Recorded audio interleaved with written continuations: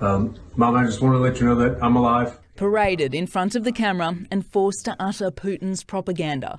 39-year-old Alexander Druki and 27-year-old Andy Wynne, two American volunteers fighting alongside Ukrainian troops when their platoon is believed to have been ambushed in Kyiv and were taken hostage by Russian forces. US officials working to verify the videos aired by Russian state media as concerns grow over the two veterans' welfare. A third US citizen, retired Marine Captain Grady Kapasi, also missing. While another American shared this video, weaving through damaged buildings and dodging gunfire in Severodonetsk. Americans should not be going to Ukraine now.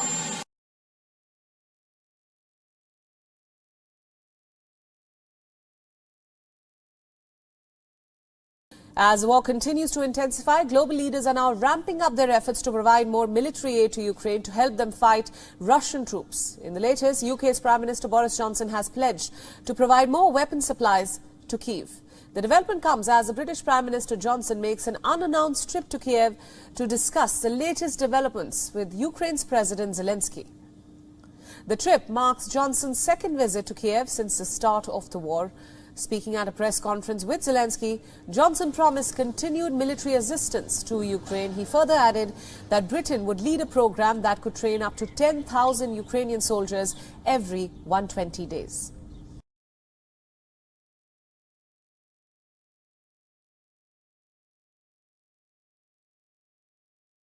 Saw a raid by Israeli troops into the West Bank town of Jenin.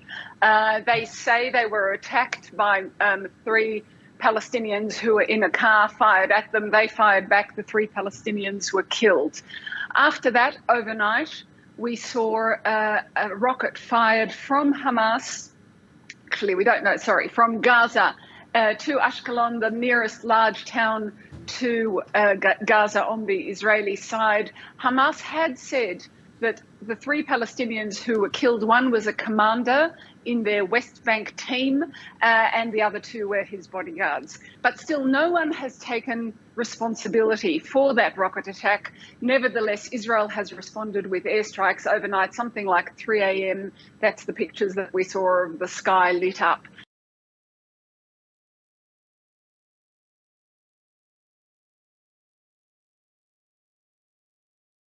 Trains and coaches set on fire, rail tracks blocked, and scores of passenger rail services disrupted. Young people out on the streets in several Indian states, including Bihar, Uttar Pradesh, Haryana, West Bengal, and Uttarakhand, expressing their anger over the Modi government's newly announced tour of duty recruitment plan for the armed forces.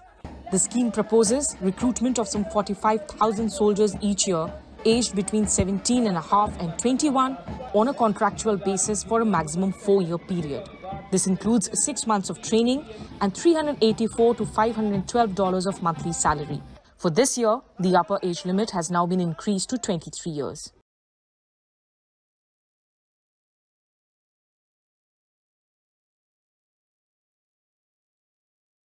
Angry crowds in Democratic Republic of Congo push towards the border with Rwanda.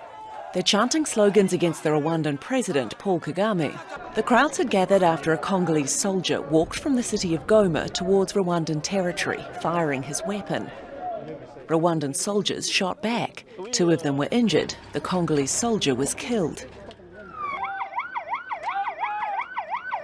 And when his body was brought back across the border, the dead soldier was given a hero's welcome.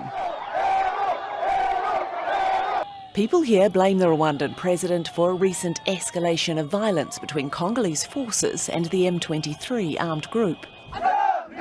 DR Congo accuses Rwanda of supporting, funding and arming the group, something Kigali denies.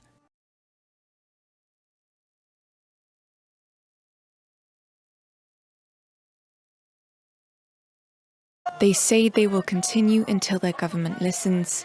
Indigenous protesters in Ecuador are demonstrating over increasing gas and food prices as they call on right-wing President Guillermo Lasso to take action against the rising cost of living. On Friday, Lasso declared a state of emergency in response to the sometimes violent protests. which have led to demonstrators being injured and arrested, and roads to the country's capital, Quito, being blocked. The emergency powers means Ecuador's government can call out the armed forces, suspend civil rights and declare curfews. It comes after Lasso met with a group of indigenous people at the presidential palace, an attempt to defuse tensions.